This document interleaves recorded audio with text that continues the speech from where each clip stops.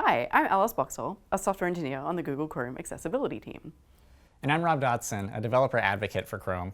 We're here to help you understand how you can make your websites accessible and usable for everyone. We're also going to be working with our friend Mike from Udacity. I'm Mike Wales, a program manager here at Udacity. I'll be helping you through exercises so you can make sure your applications are accessible to everyone. Accessibility is a pain to spell, so we often shorten it to A11Y. But it doesn't have to be a pain to work on. We'll show you how you can get some easy wins to help improve accessibility with minimal effort, how you can use what's built into HTML to create more accessible and robust interfaces, and some advanced techniques for creating really polished, accessible experiences. You'll also see as we go that a great deal of this work will help you create interfaces which are more delightful and easy to use for really everyone.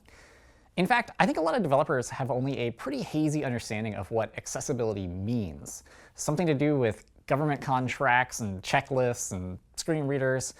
And there are plenty of misconceptions floating around. Like, a lot of developers feel that addressing accessibility is going to force them to choose between creating a delightful and attractive experience and ticking a box saying that their site is accessible. So what do we mean by accessibility, and really, what are we here to learn about? Well, broadly speaking, when we say a site should be accessible, we're saying that the site's content should be available to everyone and its functionality can be operated by anyone. Literally, that everyone should be able to access it. When it comes to developing sites which are accessible by everyone, though, we need to be a bit more specific.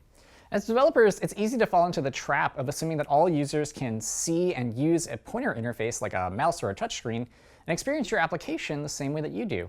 And this can lead to creating an experience which might work well for a narrow range of people, but creates issues for anyone outside of that range. Accessibility, in that case, refers to the experience of users who might be outside of that narrow range, and who might access or experience things differently to the way the person we picture as a typical user would.